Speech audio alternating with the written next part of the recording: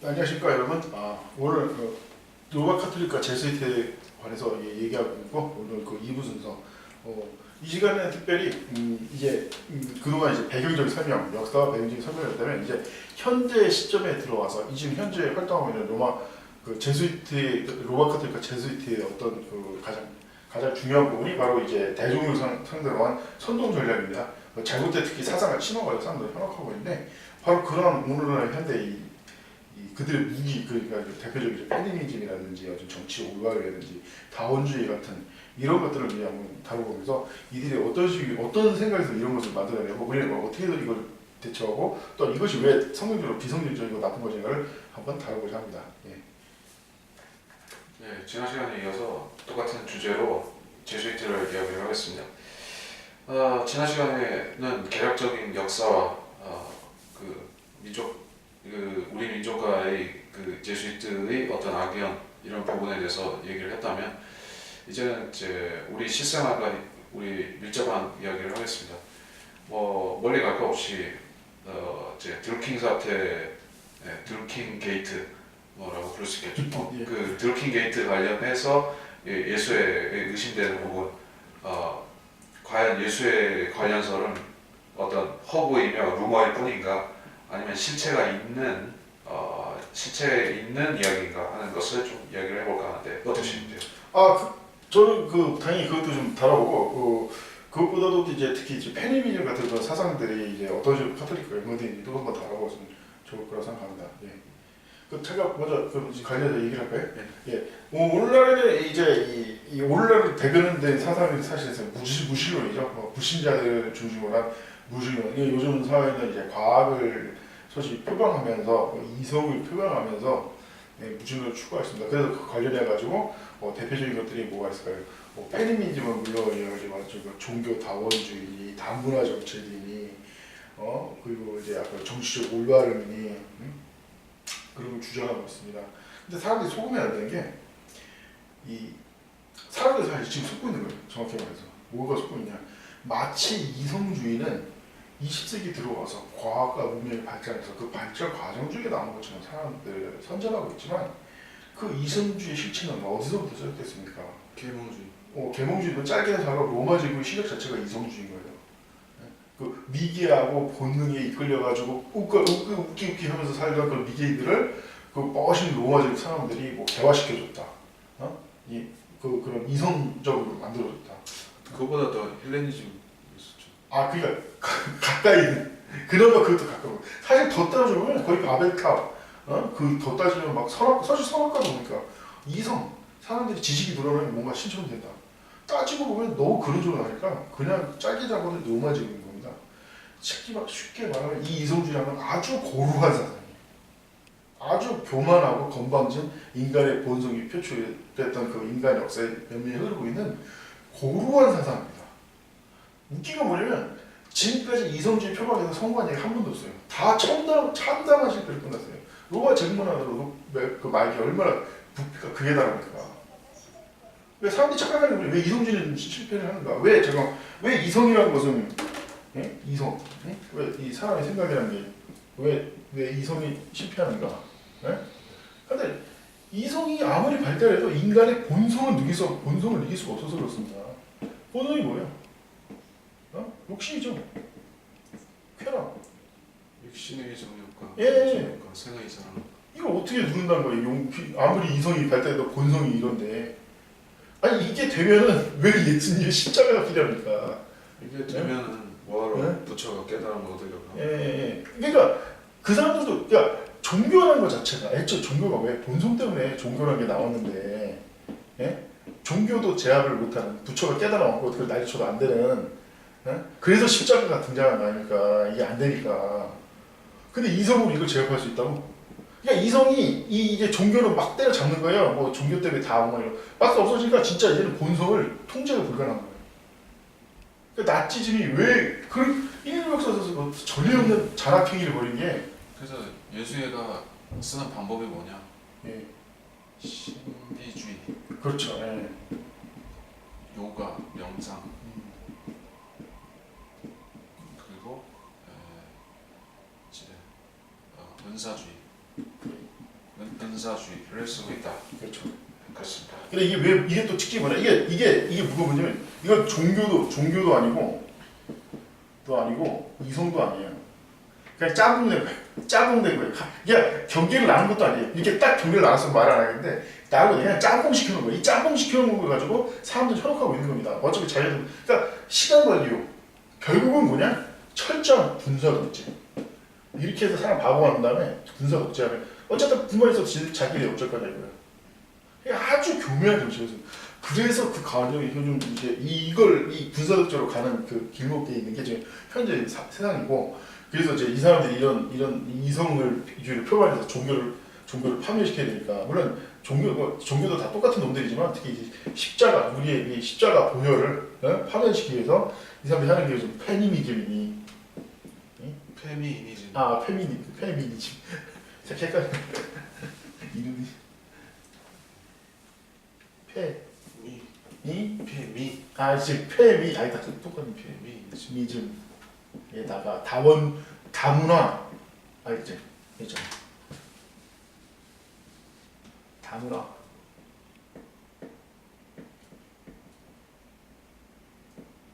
다문화가 있고 다원주의 그리고 또 뭐가 있죠? 여러 가지 있네. 정치적 올바름.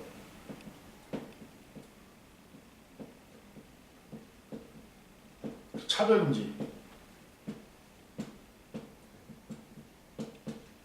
사실 차별금지를 먼저 써야 되는데 쓰다 보니까 이렇게 있었네. 이런 것들을 좀 주장하고 있어요. 근데 이제 이것을 좀 하나하나 좀 반박해 보고자 하는데 어떻게 생각하십니까? 짧게라도 하죠. 좀 시간이 좀 걸리네. 좀 그럴 것 같긴 한데. 다 뭉뚱그려서 얘기할까요? 차라리? 이 하나하나가 다 상당한 예. 이 하나하나가 전부 다 그 비중 있는 그 상당한 무게 있는 이야기라서 이것들을 하면은 이제 그걸 하기가 힘들고. 근데 뭐 우리가 이거에 대해서 구구절절 이렇게 안 해도 요새 최소한 고등교육을 받고 대학에서 그 수준의 지식을 갖고 있는 사람은 다 아는 얘기고요.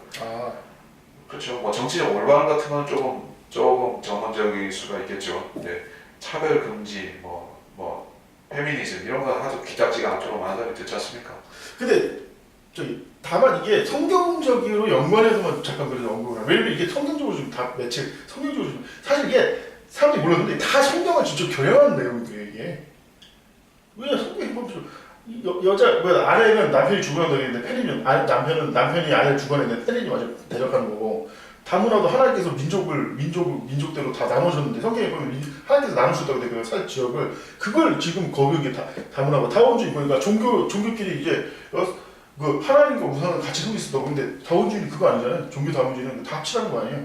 그리고 정치적으로 이거 좀 마귀적인데 왕은 제사장 짓을 하면 안 돼요. 왕은 선지자 그러니까 왕은 왕이 자기 역할이 있고 선지자는 선지자의 자기 역할이 있고 제사장은 제사장의 역할이지 않습니까?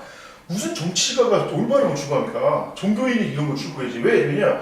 정치적으로 올바름을 추구하겠다는 거는 이거는 신정국가를 만들겠다는 얘기예요 사실은.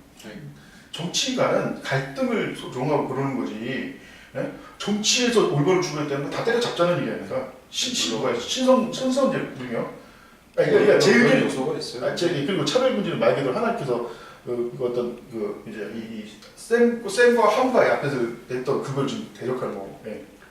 자 이렇게 정치적 올바름에 대해서 좀 이야기를 할 필요가 있는데, 자 이거는 역사가 그렇게 긴 사상이 아니고 20세기 중반이나 그 후나 아무튼 비교적 최근에 페미니즘보다는 현재 역사가 짧다. 그래서 이게 등장한 배경은 정치적 올바름이라는 것이 기본적으로 반기독교와 상관이 있습니다.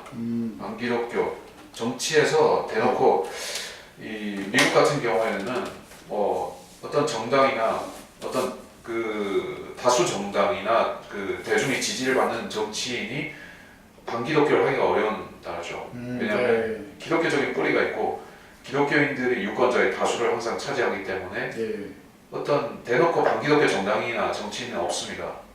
심지어 몰몬교도나 이런 이단 종파에 소속된 정치인이라 할지라도 반기독교는 절대로 금기사항입니다. 그러다 보니까 이제 그렇다고 해서 이제 미국의 미국의 그 비밀 결사가 없는 게 아니라 활동을 하는데 그렇다면 그들 어떻게 그들 목적을 이룰 것이냐 정치적 올바름이라는 수단을 통해서 우회적으로 접근한다 이렇게 볼 수가 있습니다. 그러니까 대놓고 반기독교를 하지 않고 뒤통수를 때리는 식으로 한 거죠. 약간 야비한 수법이라고 볼 수가 있습니다. 그러니까 이들이 주로 탄압하는 대상이 근본주의, 보수주의, 이런 침례교 뭐 이런 기독교를 주로 타겟으로 하는 뭐 그거 좀 페미니즘하고 유사한 점이 있다. 그러니까 그 공격할 때 이 차별금지 이걸 가지고 이제 공격한다 이런 거죠. 그거 연관이죠. 주로 어떤 식으로 공격하죠? 정치를 올바른 가지고 공격하는 건? 구체적으로? 정치적 올바름을 공격한다. 네, 어떤 식으로 구체적으로 공격하죠? 그러니까 일단 힐러리 같은 경우가 예. 그 정치적 올바름에서 한 상징적인 존재였지 않습니까? 맞습니다. 예. 힐러리가 반대파를 공격하는 방식을 보면요, 그렇죠. 이렇게 그러니까 내로남불을 주로 많이 볼 수가 있는데 자기 똑같은 짓을 하잖아요. 그러면서 자기가 하는 걸 가지고 남을 공격하는데 문제는 뭐냐면 나는 그 기존 가치, 이 사회에서 주류 가치의 레지스탕스 우리는 그 저항하는 존재 사람들이기 때문에 우리가 제기하는 가치는 정의고 진리다 이렇게 말하는 거예요. 그들이 근본적으로 자기들이 더 선하고 더 올바르고 정직하고 그렇다는 주장을 하지만 아니라는 것은 자기들도 알죠. 그렇죠. 다만 정적을 꺾기 위해서는 어쩔 수 없다는 거예요. 잠시 나의 위선은 접어두고 오히려 나는 진보적으로 이 사회를 그 LGBT 성소수자들의 권익을 높여주고 또 이제 그 반기독교적인 사람들을 길을 살려주고 뭐 이런 여러 가지 그 말하자면 다양성을 존중하는 사람으로서 나는 불법을 저질러도 괜찮고 반대로 기존의 기독교적 가치를 고수하는 자들은 이 자들은 이 사회를 퇴행시키는 맞으면 사회 진화론이니까 여기서 볼 때 그들은 반동 분자들이기 때문에 그들은 숙청 대상이다. 맞아요. 반동 분자 나는 진보 뭐 그런 자세는 실제로 제가 이제 그 얘기를 들어보니까 기억나는 게 그 당시 상대방 후보였던 트럼프 후보에 대해서 트럼프 후보가 뭐 여자에 대해서 비하를 한다는 등 이제 그런 비판을 했는데 나중에 어떤 식으로 역풍을 맞았냐면 그러면 클린턴 때 당시 그 유명한 레이스키 사건 아니냐 그럴 때는 괜찮다 이 사람 그런 짓 했지만 뭐 그래도 믿음 있는 사람이다 대통령 그 무례할 필요 없다 이렇게 말했고서는 나한테 그보다 못한 트럼프한테는 뭐 이런 일을 하다니 나쁜 놈 해가지고 넌 대통령 자격도 없어 이렇게 이율배반적이다 해가지고 엄청나게 역풍을 맞았다고 이제 제가 들은 적이 있습니다. 근데 보니까 매사에 하는 게 진짜 사실 LGBT 같은 경우에는 사실 프리섹스도 거기 속하는 걸로 알고 있어요. 그런데도 불구하고 자기가 하는 그런 거는 괜찮고 남이 하는 그런 성적 문제는 죽일 놈이고 막 아주 이율배반적으로 한다. 그러니까 이제 그 여성 해방 또는 성 해방이라는 것은 궁극적으로 어디로 가게 돼 있냐면은 말하자면 시체와의 성관계 뭐 이런 쪽이라든지 뭐 수관 뭐 이런 거는 기본으로 깔고 뭐 더 이제 변태적인 쪽으로 가게 돼 있는 건데 이들이 말하는 정치적 올바름은 그런 것까지 포용하는 것이 진정한 민주주의다. 또 그것이 진정한 시민의 자유다. 그런 그 사상이 결국에는 뭐냐면은 그러니까 예수회가 세계를 분열시키고 세계를 멸망시키기 위해서 쓰는 그들의 작전이 그런 것입니다. 그러니까 예수회가 그들이 혁명을 위해서 사용하는 방법 중에 하나가 은사주의와 성해방인데 미국에 있어서는 그 성해방이라는 것이 어마어마한 성공을 거둬서 지금 현재 미국의 기독교를 무력화시키는 상황에 와 있고 그렇죠. 이제 한국에 와서는 은사주의가 굉장히 발달해 있는데 물론 한국만 그런 건 아니지만서도 한국에서 조용기를 비롯한 은사주의가 맹위를 떨쳤지 않습니까? 그것이 예수회의 그 작전하에서 이루어진 것이다.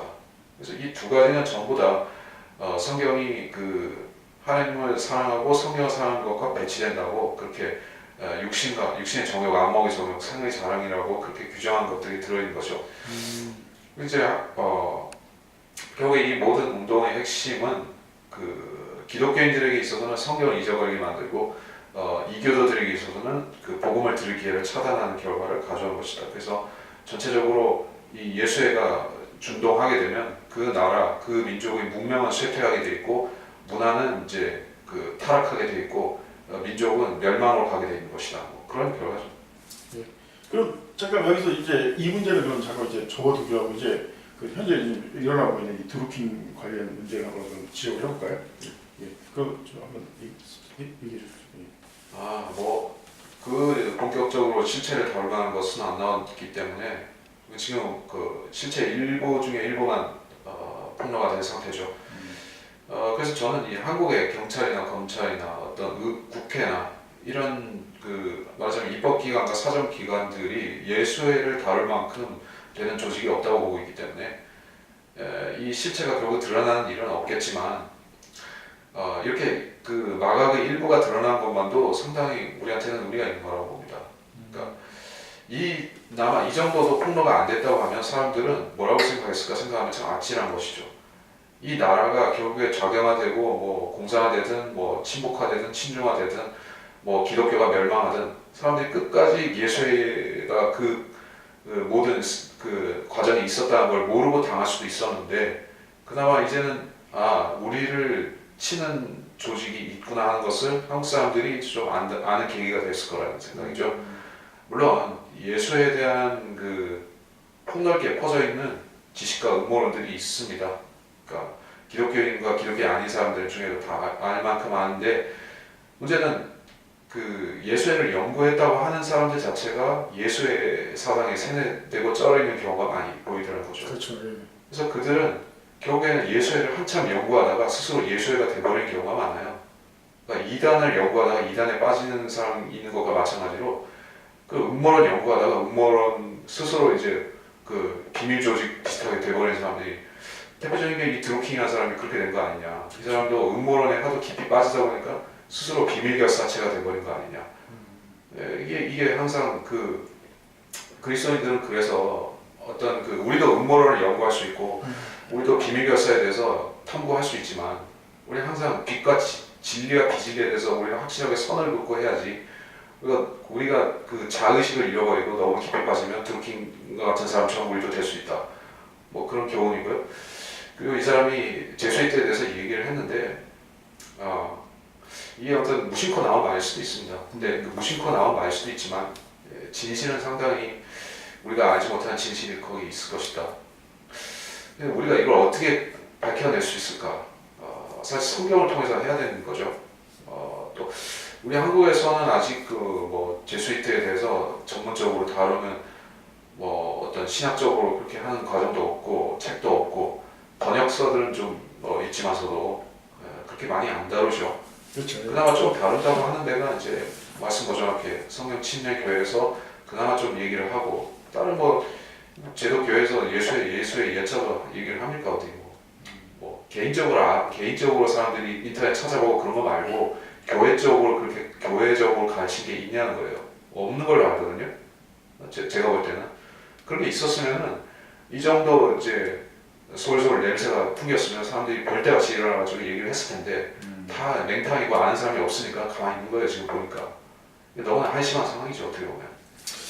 사실 저도 이제 이 드루킹 사태에 대해서 이제 굉장히 지적을 잘해준 게 첫 번째 이제 드루킹이라는 사람의 이제 명명을 보니까 이 사람이 약간 사이비 교주 냄새가 나는 것 같더라고요. 그러니까 뭐 본인 스스로 사이비 교주 되고 싶어서 됐겠냐면 그 아까 말씀드린 이 세상은 사실 누가 지배한가 마귀가 지배하고 있지 않습니까? 체제도 그렇고 사상도 그렇고.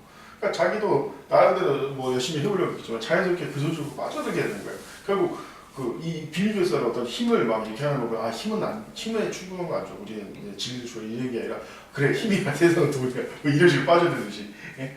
그러니까 제가 이 비밀교사 연구에서 가장 전시가 좋아요. 진짜 충격적인 건 이미 전 세계 모든 사람들 반쯤은 다 그 현혹돼 있어요. 비밀교사에. 왜 우리 그리스도인들이 성경과 복음과 진리를 주장하냐? 일단 자기부터 좀 정신 상태를 뜯어고쳐야 돼요. 힘의 논리라든지 아까 그냥 심리사관 자기가 믿고 있던 자주사관이 아니고 그게 진짜 심리사관이다.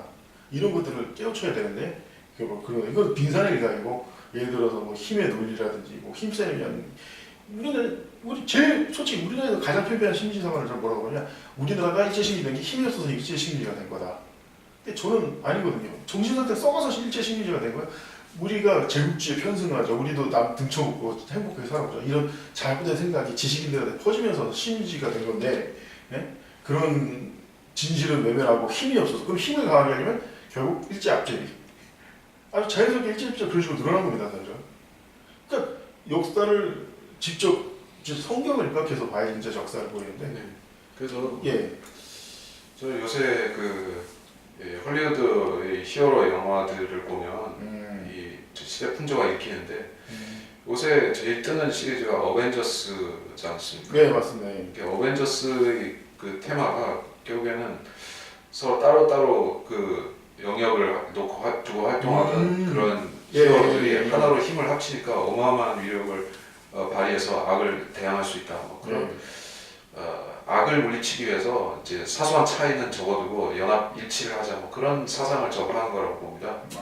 그러니까 거기 나오는 히어로들이 원래 정상적인 상황에서는 이제 한 팀이 되기가 어려운 자들인데. 그렇죠. 예. 근데 어떤 숭고한 뭐 인류를 위해서라든지 뭐 여러 가지 그런 숭고한 이유를 위해서 하나가 되지 않습니까? 이게 결국에 이게 예수의 사상과 맥이 닿는 것이고 카톨릭과 프란시스코 교황의 그 사상인데 이게 할리우드가 그걸 앞장서서 전파하고 있는 것 같다는 거죠. 한국 사람들이 또 그런 걸 좋아하지 않습니까? 연합, 일치, 통일, 화해. 한국 사람들 그거 환장하지 않습니까? 어벤져스도 그러니까 좋아하고. 그렇습니다. 그게 사실 뭐라 그럴까 이게 사실 틀린 말도 아니고 중요한 건 항상 문제가 뭐겠습니까? 주 안에서 하나 되면 괜찮은데 그냥 주님과 이름표만 딴 것도 아니고 성경적인 원칙에서 아까 말한 자율과 자유 같은 것들을 실제로 적용하면서 서로 그런데 이제 실제로 알고 보면 까보면은 그래서 어벤져스 이거 스포일러 같긴 한데 하여튼 어벤져스 원에서 결국 뭉치게 하려고 사기를 치지 않나 뭐 흑색전선을 한다지 않나 서로 오해와 그러니까 그 서로 화해하고 그럴 수 있는 것도 하고 막 그런 것들 결국 뭐 거짓이 난무하고 정치판이 되고 완전히 막 그런 권력이 개입되고 막 그런 가운데서 반성이 없죠. 어쨌든 하던 대로 똑같이 해보려고 막 하고 실제로 어벤져스 2에서 나오는 그 울트론도 왜 만들어졌습니까? 아까 말했죠. 처음에는 다양성 한번 해서 좀 해보려고 했는데 안 되고 서로 싸우니까 이래야 되겠다.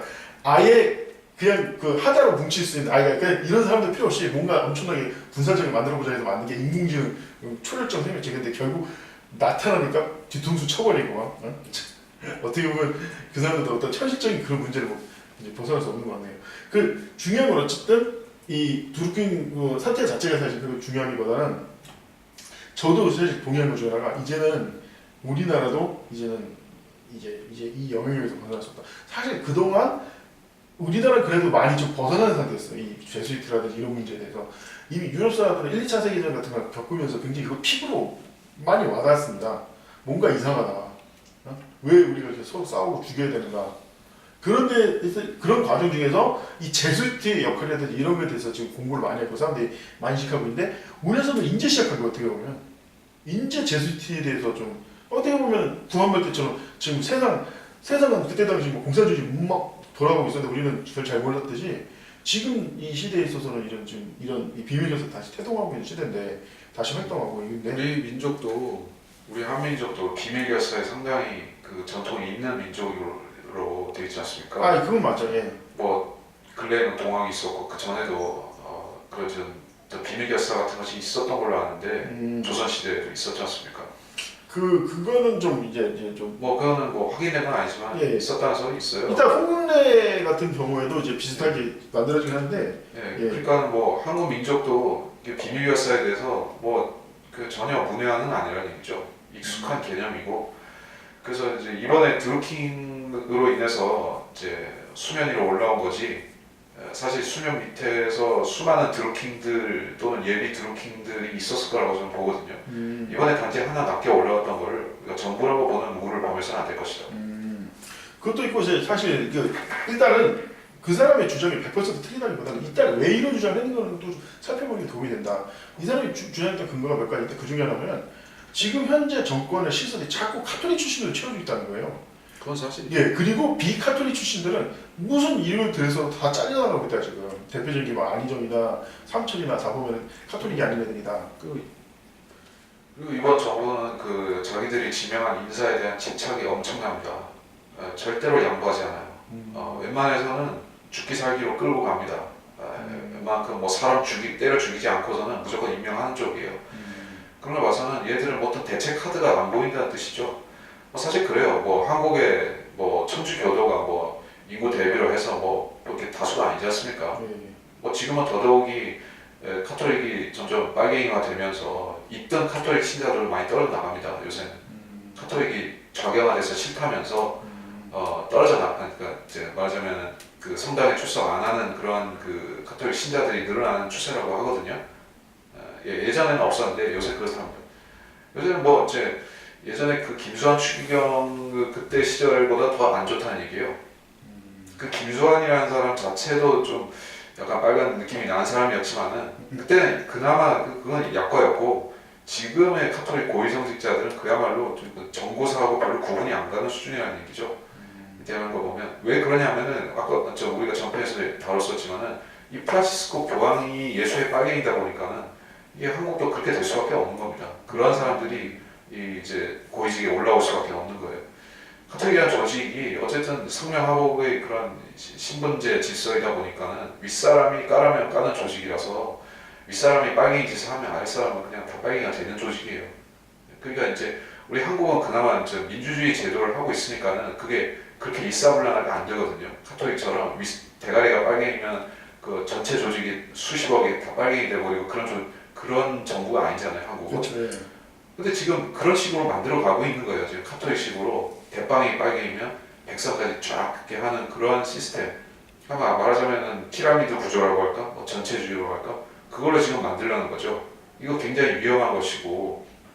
그래서 제가 이제 드루킹이 뭐 어쨌든 뭐 사기꾼이거나 뭐 과대망상이거나 간에 예수의 얘기를 한 건 차제 잘했다는 거예요. 저도 그런 면도 있고 사실 재미난 게 이제 저번 정권 때 박근혜 정권 때 그 박근혜 정권 때 교황이 두 번이나 방문한 적이 있습니다 우리나라에. 예. 근데 이제 요즘 모르겠어요. 교황 또 온다는 얘기는 없지만 하여튼 그때 이제 왜 이렇게 빼질나게 우리나라에 왔었냐 두 번씩이나. 예? 일단 현재 이 카톨릭이 우리나라를 주목하고 있다는 거예요. 사실 이 점에 있어서 이제 많은 사람들이 하는 변명이 있습니다. 카톨릭이 과거에 그렇게 나쁜 짓을 많이 하고 십자전쟁 같은 학살을 많이 저지르해가지고 문제가 많은 종교인데 왜 이렇게 카톨릭을 그러니까 대중들이 상당히 지금 친카톨릭 쪽으로 변하고 있다. 근데 그 친카톨릭 누가 되는? 현재 대중들이 전기가 직접 카톨릭은 뭐 출석하고 교인은 아니더라도 왠지 친근한 듯한 그런 주류. 왜냐면 그만큼 방송에서 광고를 많이 때려주니까 카톨릭은 이것도 좋다 저것도 좋다 막 교황 지금 다 괜찮아 하면서 아주 훌륭한 교황이다 막 이게 실제로 알고 보면 아주 흉악 무도한 놈인데. 예? 제가 봤을 때는 예. 실제로 뭐 세계적인 거는 그런 게 많은데요. 예. 그거는 어떤 면에서 볼 수 있냐면은 예수의 조직력이 그만큼 무섭다는 뜻입니다. 그들은 이제 선동에 대가지 않습니까? 언론을 장악하고 있고 세계 주요 언론들을 예수회가 영향을 끼치고 또는 직접적으로 하고 운영을 하고 그렇게 하고 있기 때문에 이제 언론에서 우호적인 기사로 도배를 해버리거든요. 그렇죠. 예. 그 교황에 대해서 절대로 나쁜 기사를 쓰지 않습니다. 옛날 교황도 그런 게 있긴 있었지만은 그때보다 훨씬 심해졌단 말이에요. 그때보다는 지금 뭐 몇 배 심해진 거예요. 그러니까는 사람들이 부정적인 뉴스를 못 듣다 보니까는 교황이 대세인가 보다 뭐 그렇게 가는 거예요.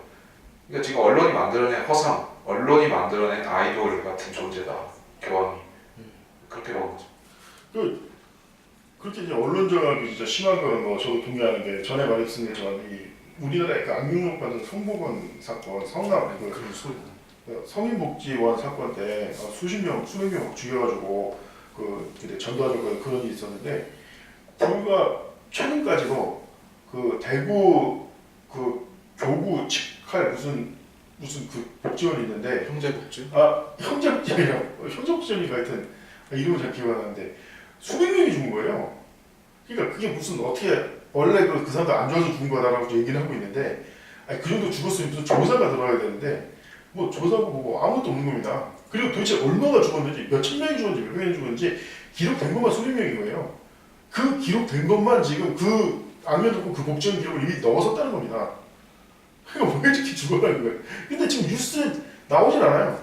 무슨 목사가 무슨 패티기한 거 그런 거 물론 그 사람이 정상적인 목사 아니라고 보지만 그런 거는 막 신문에 대서특필 되는데 아니 그런 것도 있고 뭐 드라마에 뭐 카톨릭 신부 수녀 뭐 고아원 이런 거 많이 나오거든요. 네 맞습니다. 예. 나오면은 진짜 대박이죠. 수녀들은 엄청 다 천사들이고요. 예. 그야말로 속에 천사가 들어있고 신부들은 좀 날라리로 나오기도 하는데 그래도 일부러 속은 다 순하고 착한 사람들. 근데 왜냐면 그건 일부러 자유로 이미지를 또 자유 약간 그런 걸 삐딱하고 네.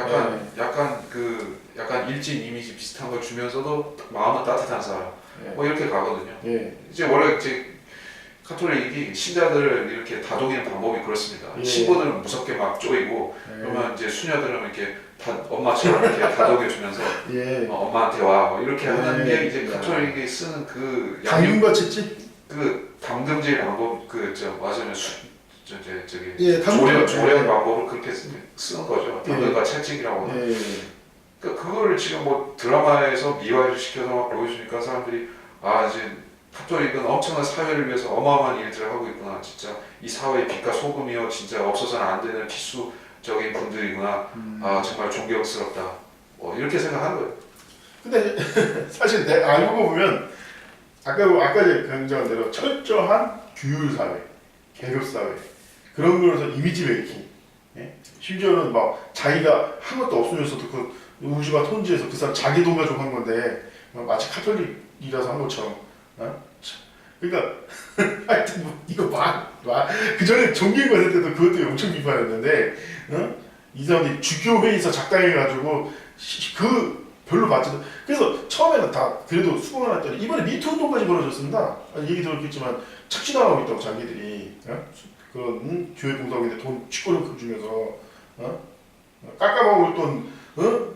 그 빼먹어가지고 말이야 세금 내는 걸로 해서 자기 선전하려고 그래가지고 10% 강제 뭉치라고 말이야. 그걸 주교에서 일반 신부 수녀 한 명도 없는 그런 주교에서 직업들을 결정해가지고 해놓고서는 그래서 이 뭐 신부들은 그렇다고 합니다. 신부들은 그들 세계에서도 이제 스타가 되는 뭐 어떤 교인들에게 어떤 그 인기 신부로 인기 신부로 되면은 그 사람은 이제 그 암암리에게 받는 그러니까 비공식적인 통로로 받는 그런 지원들이 많이 있기 때문에 그렇게 그 사람들은 그 어떤 위계 질서 속에서는 물론 주교가 되고 대주교가 되고 이런 그 말하는 출세도 욕심을 내지만은 그 카톨릭에서 어떤 복지원이라든지 고아원, 양로원 이런 곳에서 비리 사건이 많이 터지는 이유가 결국에는 박봉 때문에 그런 게 제일 크고 또 그런 그 루트를 통해서 챙겨 먹지 않으면 다 바보가 되는 그런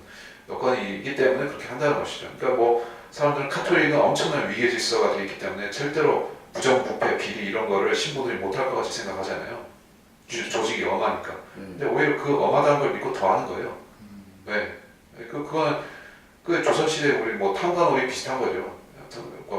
그러니까 우리 조정에 바치는 것만 일정하게 하면 되고 더 빼먹건 뭐 더 이렇게 탕관오리 짓에서 백성을 착취해 먹건 그거는 신경 안 쓰는 식으로 지들 알아서 하라는 식으로 하지 않습니까? 그렇죠. 그걸 지금 카톨릭 이렇게 한다니까요. 그런데 사람들은 그런 게 어떤 언론에 보도가 안 되고 하니까는 개신교도 똑같은 일이 있는데 비슷한 일이 벌어지는데 개신교만 부각이 되고 카톨릭은 그게 없는 줄 아는 거죠. 그렇죠.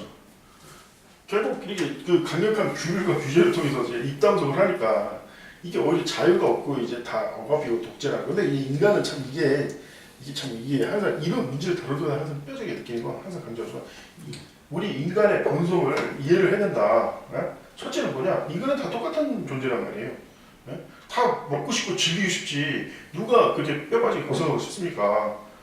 고생을 하면 이유가 있는 겁니다.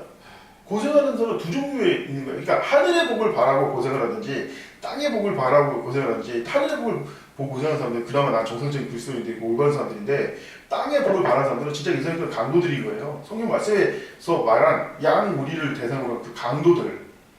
근데 로마 카톨릭은 하늘의 복을 바라보냐 땅의 복을 바라보냐 누가 봐도 이 사람들은 땅의 복을 바라고 있다 이겁니다.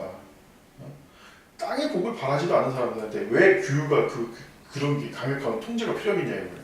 왜 독신주의를 하겠습니까? 독신주의 안 하고 알아닥혀만 안 할 거 아니에요. 정말 하늘의 복을 바라고 있다는. 왜 독신주의를 강요하고 강제하고 무조건 옷도 그냥 통일시켜서 입히게 하고 왜 그렇게 하겠냐입니다. 그럼에도 불구하고 사람들은 자기가 보고 싶은 걸 본다.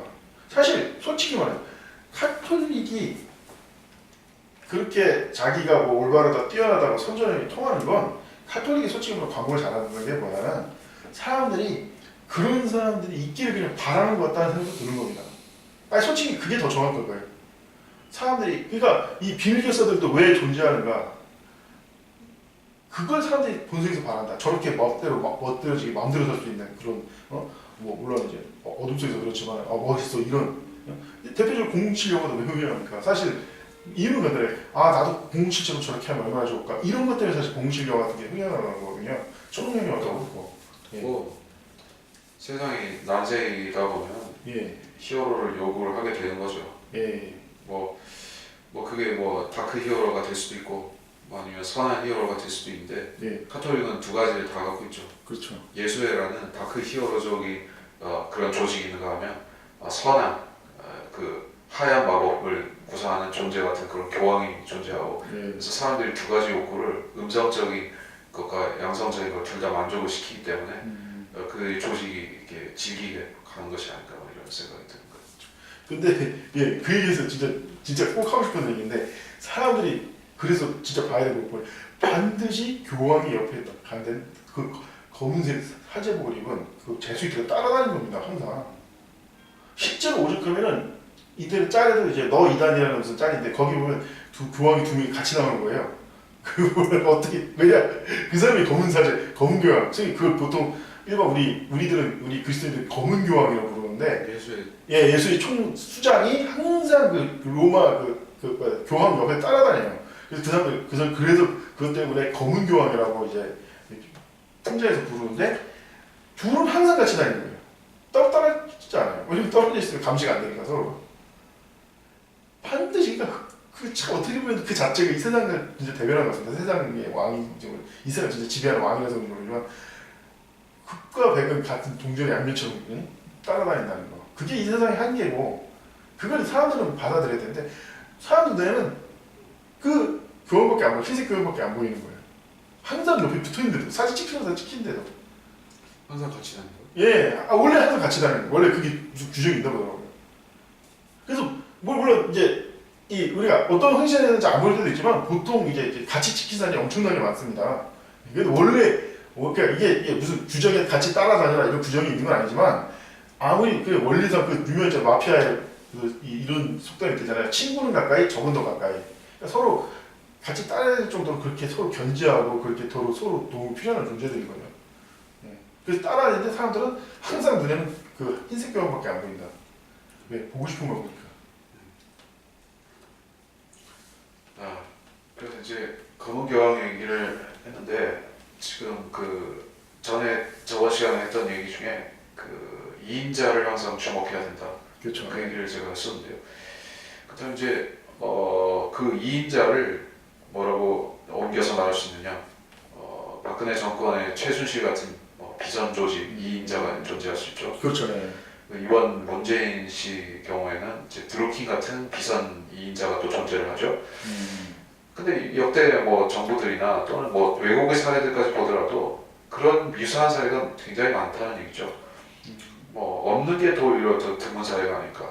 항상 2인자가 더 파워가 있는 경우가 많습니다. 그래서 이제 이 세상 정부를 공중 관세가 장악했다는 게 그런 증거가 아닌가 싶어요. 그런 식으로 운영이 될 수밖에 없다는 거죠. 사실 정상적인 정부라면 그럴 필요가 없죠. 근데 이 세상 정부들이 그 로마서에서 바울이 말씀한 대로 그 하나님이 그 위탁한 사명을 받아서 그대로 순수하게 집행하는 그런 정부였다고 하면 그런 비선 조직이 뭐가 필요하며 그런 검은 교황이 뭐가 필요하겠습니까? 그러니까 1인자가 정직하면 되잖아요. 근데 그게 안 되니까 뭔가가 문제가 있는 거죠. 안 되니까는 그래서 야바이 짓을 할 수밖에 없는 것이 아니냐. 그다음 이거는 예수회가 시작한 것도 아니고 사실은 이게 바빌론 신비 종교에서 시작된 것일 텐데 성경적으로 보면 그렇죠. 신비 큰 바빌론이라고 되어 있지 않습니까? 그 신비 바빌론이 그 결국에는 그 세미라미스, 맞습니다. 님롯 그리고 탐모스죠. 예, 그렇죠. 예.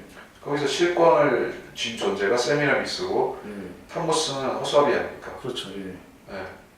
그런 그 수렴청정 같은 그런 제도를 지금 세상이 너무 오랫동안 해왔다는 거죠. 한국도 그런 게 이미 체질화되어 있고 그래서 이제 근데 이걸 공개적으로 언급하면 이게 문제가 됩니다. 공개적으로 될 때는 뭐 항상 법으로 따지면 문제가 되는데 이거 법으로 따진 게 아니라 하나의 그 인류 자체가 그렇게 돼 있기 때문에 모르면 넘어가고 알면 문제되고 그런 겁니다. 어떻습니까? 사실 이 문제는 좀 제가 이제 나름대로 내 나름대로 연구해 보면은 나름대로 고치는 게 사실 이런 식의 시스템을 누가 구성했냐면 사실 다이당도 이런 식의 국가를 통치했어요. 다이당이 굉장히 뛰어나요. 그런데도 불구하고 요압이라는 아주 간사하고 강교한 사람을 자기 2인자로 도와주고 국가를 통치하게 합니다. 그래서 보통 요압이 이제 어떻게 될까? 무슨 압살롬 관련해서 압살롬을 정계에 복귀시킨 것도 요압이잖아요. 근데 정작 압살롬한테 창 던져서 죽인 것도 요압인 거예요.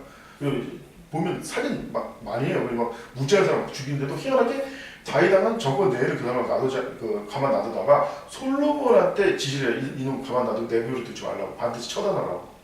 근데 왜 이렇게 했을까를 생각해봤는데 그게 솔직히 이거는 좀 우리 그리스도인으로서 알아야 되는 게 보니까 그 유명한 그리스도인들한테도 이런 경우가 엄청 많았습니다. 대표적인 거냐면 전선 중국의 워치만 리더 위트니스라는 사기꾼이 옆에 있었고 우리가 제가 개인적으로 존경하는 이승만도 그 이승만 정치인을 파멸시킨 게 바로 이기복 아주 마귀적인 놈이 옆에 있었고 예? 꼭 보면은 옆에 이런 사람들이 계속 들러붙는 거예요 다 한 명씩. 근데 처음에는 왜 이런가 왜 이런 사람들이 들러붙는가를 생각했는데 럭커만 목사님 옆에 럭커 박사님도 얘가 아니고 그 옆에 누가 붙었지? 그 말이 되나요? 그 실용인 거면 도로가 있다고 있지 않습니까?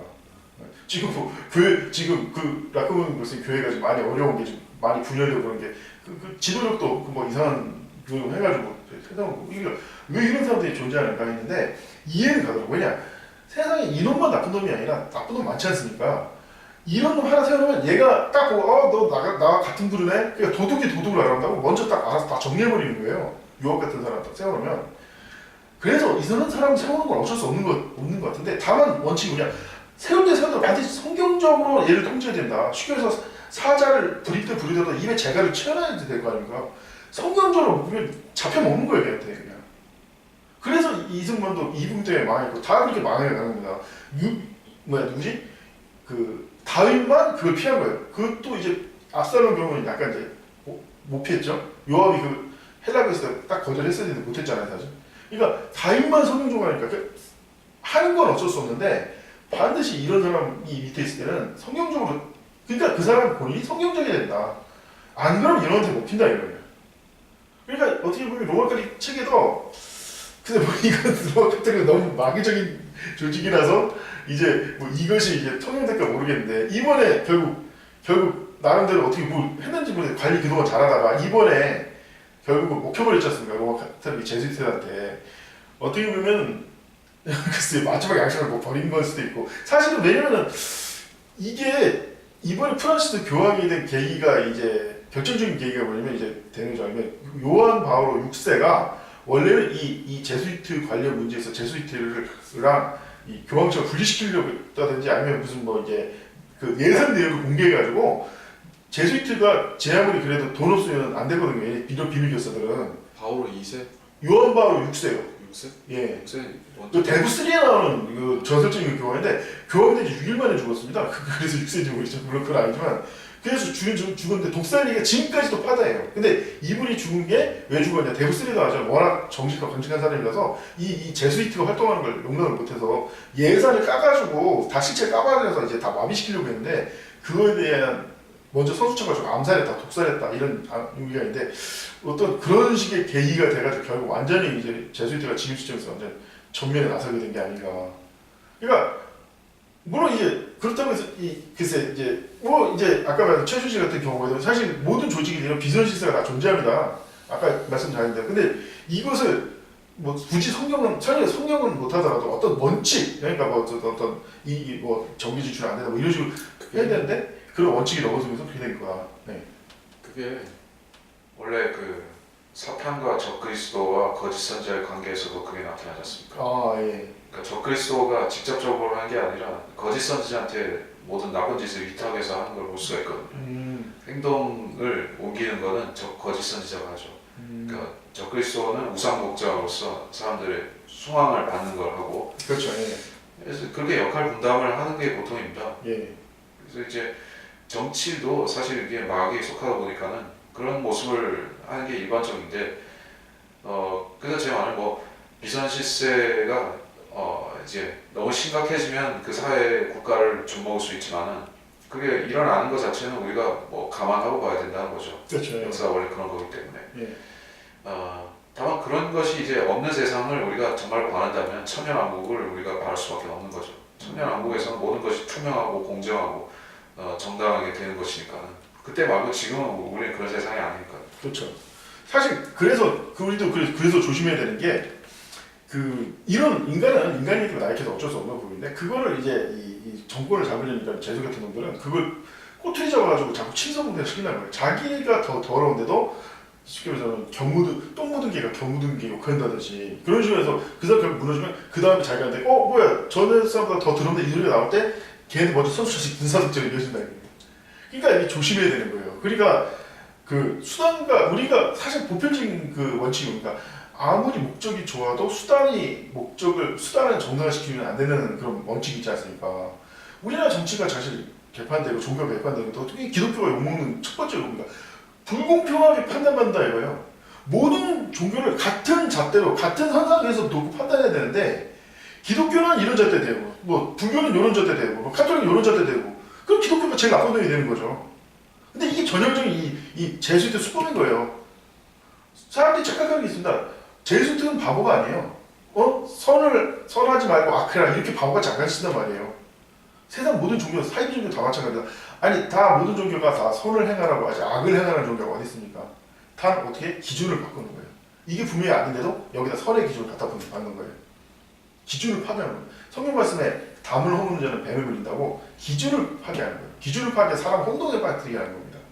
그리고 나중에 자기가 되면 자기 멋대로 이제 군사독재 그때는 기준 따위가 필요 없지. 그냥 다 짓밟아버리니까 지들이 어쩔 거예요. 그래서 제주이트가 어떤 나라를 완전히 장악하기 위해서는 교육을 자기들 수하에 넣는 게 그렇죠. 예. 제일 잘 쓰는 방법이요. 그래서 지금 뭐 초등학교, 중등학교, 특히 초등학교 교과서가 많이 그 차별 금지, 뭐 다문화, 페미니즘으로 이제 오염이 되고 있다는 얘기죠. 그렇죠. 뭐 그것이 암암리에 되다가 이제는 뭐 거의 대놓고 그렇게 하고 있습니다. 그리고 이제 뭐 공영방송이 EBS조차도 이제 뭐 페미니즘을 이야기를 하고 있거든요. 예, 맞습니다. 예. 이제 그렇게까지 되면 이제 페미니즘이 한 시대의 대세가 돼버린 거죠. 그때가 되면은 페미니즘 반대하는 사람들이 이제 반동문자가 되는 세상이 되고. 그렇죠. 예. 사실 그 사람들이 정신병자로 취급받는 때가 있었는데 그런 주장하는 사람들이 이제는 정상이 되고 그 기존에 그걸 비판하는 사람들이 이제 정신병동으로 가야 되고. 그렇죠. 예. 거의 그런 세상으로 만드는 것이 이제 제수이트가 이제 바라는 세상이죠. 그렇게 되면은 결과적으로는 가정이 붕괴가 되고, 그렇죠. 교회가 붕괴되는 건 기본이고, 뭐 사회 모든 부분이 다 붕괴가 되고 약화된단 말이죠. 그런 상황에서 군사 독재, 그들이 궁극적으로 수립하고자 하는 군사 독재를 그때 세운다는 얘기죠. 그렇죠. 예. 근데 지금은 한국도 그런 군사 독재, 히틀러나 무솔리니 뭐 그런 식의 제수이트적인 군사 독재가 도래할 시점까지 가까이 와 있다. 근데 사람들은 정반대로 생각하죠. 이제 민주화가 이제 꽃을 피우고 이제 절정에 이르고 이제 시대가 조금만 더 흐르면 남북 화해와 통일과 뭐 민주화 번영과 뭐 그런 꿈을 꾸고 있지 않습니까? 근데 저는 반대로 보거든요. 사람들이 그렇게 생각하는 그 기대 자체가 허상이란 말이에요. 예, 그들은 그 비밀 역사체들, 일루미나티, 프리메이슨, 예수회가 이 세상에 역사한다는 것을 부정하는 사람들이 생각이기 때문에 그 사람들의 생각은 절대로 맞을 수가 없습니다. 예수회가 지향하고 있는 대로 우리가 봤을 때는 세상이 흘러가고 있거든요. 물론 그들이 전능한 존재는 아니지만은 그 마귀의 뜻을 따라서 수행하기 때문에 어느 정도 성경적으로 가고 있단 말이에요. 세계 역사가 마귀가 이끄는 방향, 즉 성경이 요한계시록의 경고한 그 방향대로 가고 있는 건데 성경을 모르고 성경을 무시한 사람들은 오히려 세상이 또 천년왕국 없이 인간이 인간을 위한 천국이 된다고 생각하고 있습니다. 그런 점에서 사실 제가 이제 아까 전에 얘기하려는 것도 있지만 자 보십시오. 이 페미니즘, 다문화, 다원주의, 정치적인 사회문제는 모두 하나의 그 공통점을 갖고 있어요. 절대적인 하나의 기준을 부정하는 겁니다. 기준은 애초에 여러 가지 적고 있다는 거예요. 국가를 붕괴시키는. 예. 그러니까 이제 왜 군사 독재가 가능하냐? 국민들이 바보가 아니라 군사 독재가 나쁜 건 아닌데 이런 식으로 기준을 다 허물으니까 이제 군사 독재라도 세워서 질서를 안 잡으면 질서 자체가 유지가 안 되는 거예요. 우민화시킨 거죠. 예, 우민화도 우민화지만 제일 첫 번째 지금 성경이라는 절대적, 그러니까 성경을 제외하더라도 어쨌든 절대적인 원리와 기준이 있다는 걸 부정하게 만든다. 첫째. 그래서 다양한 기준이 있다고 막 세뇌시켜서 다양한 기준하면 극도의 혼란에 빠지지 않습니까? 그러다가 군사 독재는 다 하나의 기준만 제시하면 어쩔 수 없이 이걸 따를 수밖에 없는 거야. 아니면 질서 자체가 붕괴되어 버리니까. 아주 머리가 좋아요, 이런들이. 머리 교묘한 겁니다. 이걸 제가 좀만 더 설명할게요. 그래서 내가 말한 거야. 정말 우리가 깨달은 이 사람들은 어쨌든 중요한 건 정확히 알고 있다는 거예요. 그러니까 하나님이나 그런 걸 부정하는 근본적으로 바보는 맞지만 적어도 일반인보다는 이런 세상 돌아가는 건 정확히 알고 있어요. 내가 보고 싶으면 이걸 인정을 하는 겁니다. 물론 우리가 이상적인 거 추구하는 거 좋죠. 우리 그리스도는 또 당연히 이상한 걸 추구하지만 그렇다고 현실을 부정하면 안 되는데 오히려 세상 사람들이 요즘 더 현실을 부정하고 있다. 마치 아까 형님 말한 대로 진짜 그런 이상생활 이런 이상생활은 예수님 없이 절대 안 와요. 그런 하려는 시도 자체를 하면 안 돼. 그냥 만족하고 준비를 멈춰야 돼요. 멈추지 못합니다. 예. 이 한국 민족이 후천년주의에 빠질 수밖에 없는 이유가 이 20세기 중반부터 이 한국의 역사는 계속해서 우상향 방향으로만 흘러왔다는 얘기죠. 한 번도 물론 잠시 잠깐 IMF 사태 같이 반짝 내리꽂는 경우는 있었지만 전체적으로 봤을 때 우상향, 경제적, 문화적, 정치적 모든 방면에서 통일 하나는 제외하고서라도 그거는 아직 미답 상태니까는 다른 모든 부분에서 우상향을 그려왔지 않습니까? 그렇죠. 그러니까 주식 시장에도 항상 그렇지 않습니까? 항상 올라가는 주식은 존재하지 않는데 예. 한국 사람들은 한국의 역사가 계속 좋은 방향으로 적어도 20세기 중반부터는 그렇게만 흘러왔으니까는 사회도 점점 민주화되고 군사 독재였다가 지금은 다 민주화되고 자유와 인권이 늘어나고 그렇게 생각하셨습니다. 실제로 그렇게 된 면도 있고 예. 그러니까 앞으로도 그러하리라라고 사람들은 은연중에 후천년주의에 빠질 수밖에 없는 거죠. 왜냐면 우리가 그런 역사를 경험해 왔으니까. 근데 이게 한국적인 현상이라는 거예요. 세계 전체적으로 20세기를 놓고 보면 한국 같은 나라가 없지 않습니까? 그렇죠. 다 이제 엉망진창인 나라가 대부분이고 우상향은커녕 거의 이제 시궁창으로 처박는 나라들이 얼마나 많습니까? 그렇죠. 예. 아니 베트남이라든지 필리핀이라든지 우리 옛날보다 더 잘 살았던 나라들 지금 다 시궁창이 되어버렸지 않습니까? 근데 저는 오히려 그런 나라들이 더 낫다고 생각해요. 그 사람들은 현실 파악을 할 줄 알 거라고 보거든요. 왜? 현실은 장밋빛 세상이 아니라는 걸 적어도 그 사람들은 알 거 아닙니까? 그렇죠. 근데 한국 사람들은 오히려 거꾸로 생각하고 있는 거예요. 다 후천년주의가 되고 있다. 그래서 이제 이렇게 미혹이 심해지면 결국에는 급격한 파멸이라든지 몰락이 올 수 있는 그런 상황을 우리가 맞이할 텐데 어떻게 해야 되나? 선생님 어떻게 생각하세요? 사실 이런 전반적인 분위기 역할에 있어서 하나님께서 요구하시는 건 바로 복음과 진리로 돌아라 이거죠. 사실 지금 이 모든 우리나라가 지금 자꾸 시장층에 빠지고 있고 사실 알고 보면 자꾸 몰락의 길을 자꾸 하나님께서 하는 것은 이제 진리만이 우리의 선택이다. 사실 이제 아까 말씀드린 이제는 모든 정책이 이제는 옛날에 소수 엘리트가 아니라 소수 권력자가 아니라 대중이라고. 이제 국민들 스스로가 이제 이제 피할 수 없는 남한테 책임을 미룰 수 있는 시대가 아니다. 첫째, 둘째 이렇게 돼. 지금 아까 끝이 온다고 했지 않습니까? 지금까지 사회곡선을 그렸던 거는 어떤 우리나라의 특정 요소의 사회곡선이 있었기 때문에 그 사회곡선이 그리스도 수적 계속 그렇게 사회곡선을 그려왔습니다. 지금까지.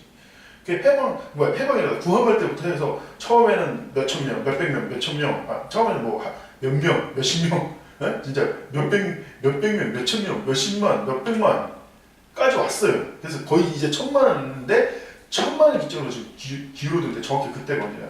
노무현 대통령 기점으로 해서 이제 줄어들기 시작합니다.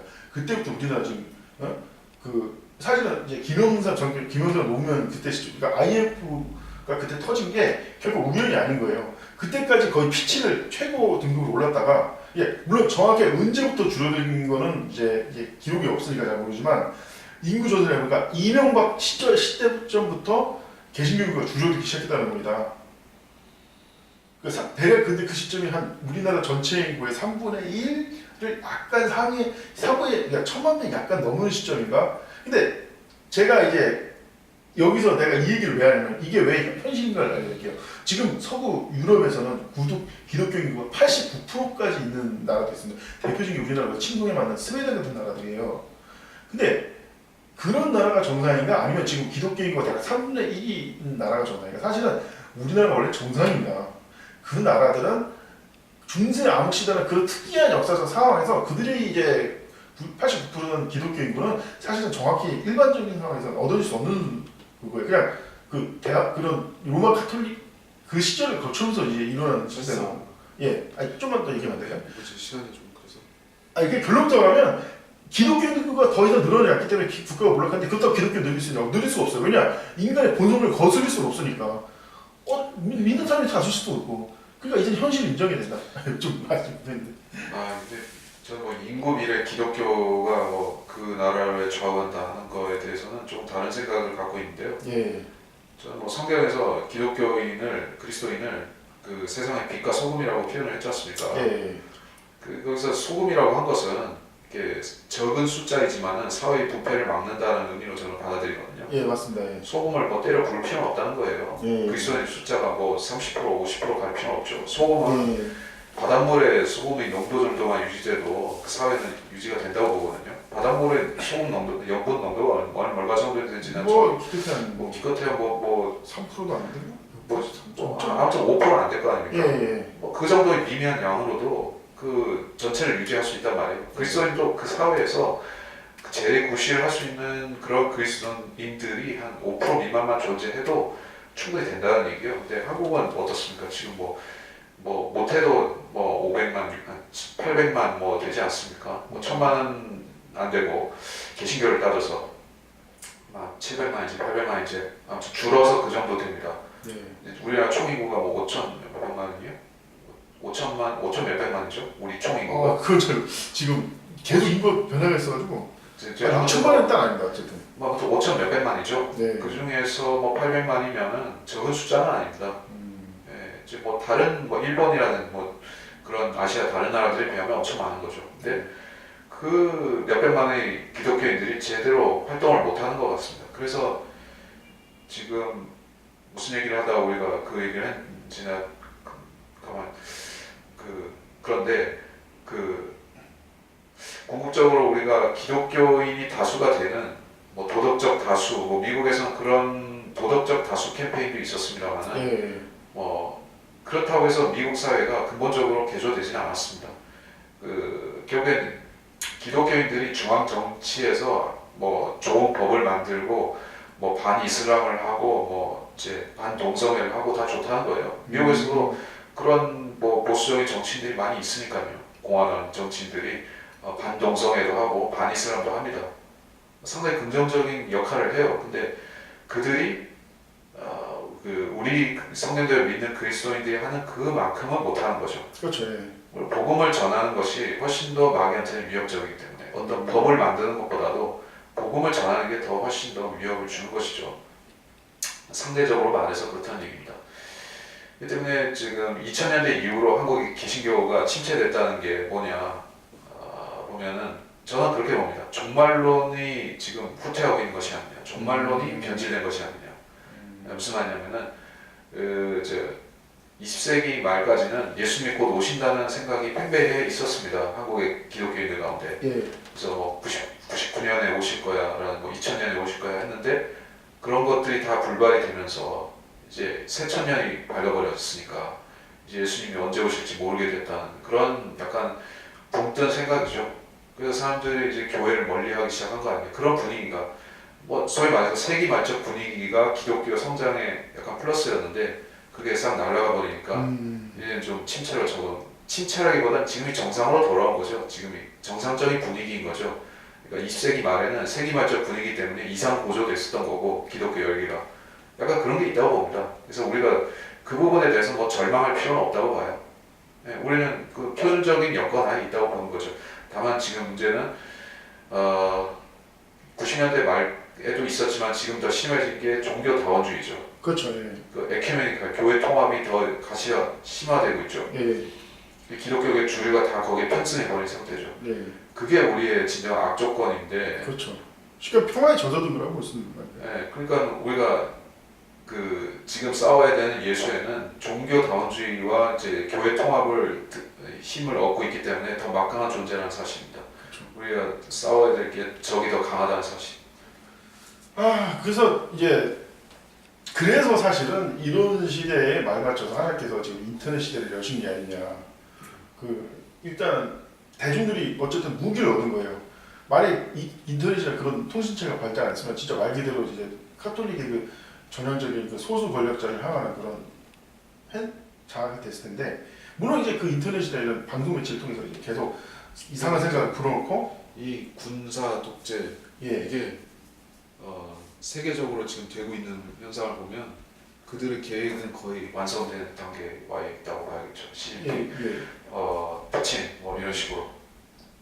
사실 안 그래도 지금 막 이 군사 독재가 옛날에는 이제 무조건 강력한 법, 강력한 군사력으로 이제 됐지 않습니까? 근데 요즘 이 추세가 좀 바뀌었다고 하는데, 얘 최근에 어떤 뉴스가 나왔냐면 안면 인식 기술 있지 않습니까? 그게 세계 최고가 현재 중국이랍니다. 뭐 쉽게 말해 범죄자들이 길거리에 다니지 못한다는 거예요. 보면 그냥 0.1초에 만에 대충 진짜 800만 명을 검색할 수 있대요. 예. 그래서 중국이 그 기술 가지고 동남아시아 뭐 말레이 이런 데서 다 또 그걸 전파해서 실현을 시키고 있다고. 예, 맞습니다. 그러니까 이게 이 옛날의 군사 독재, 지금은 정보화 군사 독재라서 외형적으로는 그런 군사 독재가 아니에요. 하지만 정보력과 이게 결합이 돼가지고 더 쉽게 말하면 그 외형적으로 안 드러나도 더 치밀하고 사람을 이제 통제할 수 있는 그런 시대로 가고 있다. 제가 이제 그때 종교과서에 대해서 종교의 약화에 대해서 걱정했던 것 중에 하나도 이렇게 지금 정보화 시대가 되고 있는데, 정보화 시대가 되고 있는데 잠깐 아니 정보인데 이 정보를 그때 말했지만 또 헌금의 출처를 이용해서 그 정부랑 연결이 되는데 이걸 정부가 감사를 한다, 세금이라는 이름으로 정부를 완전 지배하는 겁니다. 그래서 이때 했듯이 이 정보라는 새로운 이 요소 때문에 이게 문제가 되고 있다. 그래서 이게 사실 양날의 검이에요. 이런 인터넷이나 통신매체 발달이 이 정보의 힘을 가지고 이제 분석적으로 그만큼 우리도 반대로 이런 정보를 우리 일반인들이 얻을 수가 있다는 겁니다. 결국 자기 하는 게 나름인 겁니다. 지금 새로운 전쟁이 시작된 거고, 그 새로운 전쟁에 있어서 이것은 아직은 진행 중이다. 누구든지 진리를 원하면 진리를 찾을 수 있는 시대가 된 거예요. 옛날에 부산이라든지 뭐 제주도든지 그런 사람 있으면 예를 들어서 교회 와서 책 사고 싶어도 와서 사야 되지 않습니까? 와서 배워야 되고, 그래서 평양에 뭐 있다 그러면 언제 와서 그걸 사가냐. 하지만 이제는 다 인터넷 보고 하지 않습니까? 예? 인터넷 보고 다 할 수 있는 시대가 되는 거예요.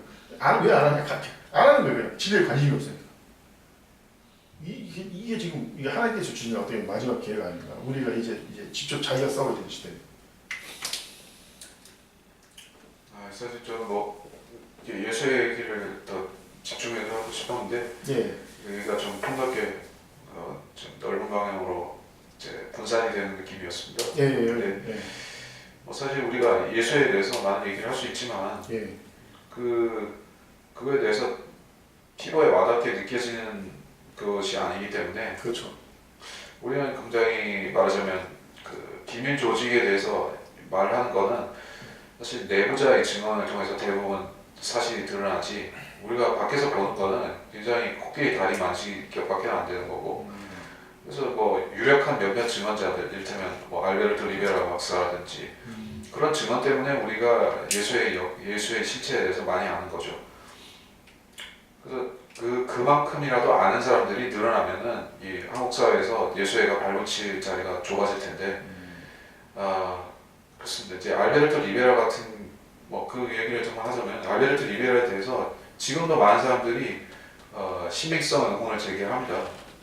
그는 진정한 예수의 신부가 아니었다라든지, 그 인물 자체가 조작되었다든지 뭐 그런 얘기를 많이 하거든요. 그러니까는 예수의 힘은 그렇습니다. 이제 그 사기와 기만과 역성원을 통해서 그들 항상 이익을 챙긴다는 얘기죠. 그래서 우리가 그 예수에 대한 진실을 하나 물었다고 하면은 그거를 진짜로 물고 놔주지 않고 계속해서 파고드는 끈기를 가지고 우리가 파헤쳐야지 그 고구마 줄기 같은 조직에 대해서 우리가 캐낼 수가 있지. 이들은 일반 세상의 다른 뭐 사회단체나 이런 정당이나 이런 조직과 오인하면 안 되는 것이요. 뭐 예수회는 절대로 여론을 두려워하거나 여론에 편승하는 조직이 아닙니다. 그들은 여론을 만들어내는 조직이고, 그 여론 위에 서 있는 조직이죠. 그는 장구한 역사, 수백 년의 역사 동안에 걸쳐서 세상을 조종하고 여론을 형성하는 법을 아는 조직이기 때문에 우리 개인이 그들에 대해서 정할 수 있는 것은 굉장히 미미한 것밖에 없습니다. 다만 우리가 그리스도인으로서 그들에 대해서 기도를 하면 영적으로는 막을 수 있지만은 이 사회가 그렇게 흘러가고 있는 친예수회적으로 카톨릭적으로 흘러가는 것에 대해서 우리가 실로 뭐 어떻게 할 수 있는 건 없죠. 다만 많은 사람들이 깨어나서 그 성경에서 경고하듯이 그 너희는 그녀에게서 나와서 재앙을 받지 말라고 한 대로 하는 걸 기대할 수밖에 없습니다. 저도 그럼 저는 마무리 전 제가 하겠습니다. 제가 사실 이 제수교의 존재의 가장 큰 증거는 뭐냐? 지금 사회 말하기 무슨 카톨릭에 대한 광고입니다. 이미 지금 20세기 들어서도 온갖 비리 막 지금 심지어는 아동 성추행 아주 극악한 아동 성추행이 막 일어나고 있는 상황에서 미투도 막 네, 그런 것도 있죠. 그런데 카톨릭에 대한 이런 좋은 이미지나 그런 광고는 어디서 나오고 있냐? 이런 조직이 없는데 어떻게 그런 식의 여론이 형성될 수 있겠냐? 우리는 이제라도 나무만 보지 말고 숲을 볼 줄 아는 지혜가 있어야 된다. 지혜가 있으면 당연히 제수이트 조직이 있으니까 지금 카톨릭이 그렇게 인기를 끌고 그러지. 그런 비리가 많고 맨날 그 엄청난 금은부와 사람들 다 굶어주고 하는데 지들은 이건 맨날 1년에 수천 수백억 진짜 억원의 그런 수익을 올리는 이런 놈들이 그렇게 좋은 이미지를 유지하는 것 자체가 이런 조직이 없는데 어떻게 가능하냐 이거죠. 이런 지혜가 있어야 지혜가 있다면 자연스럽게 보이는 게 지혜가 없이 마치 나무만 보면 못 볼 수 있고 그 지혜를 하나님께 구해야 된다. 성경을 보고 하나님께 구해야 된다. 이것이 우리의 20세기 새로운 전쟁이죠. 이걸로 마무리 발언이었습니다. 예, 제 마무리 발언 하셨어요. 뭐 저도 마무리 발언을 하면 예, 이렇게 해서 저희가 두 차례에 걸쳐서 예수에 대한 그 특별 토론을 가졌습니다. 예, 사실 이거는 뭐 10편, 20편을 해도 그렇죠. 아주 소주제로 놓고 해도 많은 얘기를 할 수가 있고, 예, 뭐 이제 1차 세계대전, 2차 세계대전, 뭐 베트남전 많은 얘기를 할 수 있지만 우리가 우리 역사와 접목되는 것만 얘기를 해서 이 정도죠. 사실 이 예수의 역사는 파헤치면 파헤칠수록 얼마나 많은 것들이 있습니다.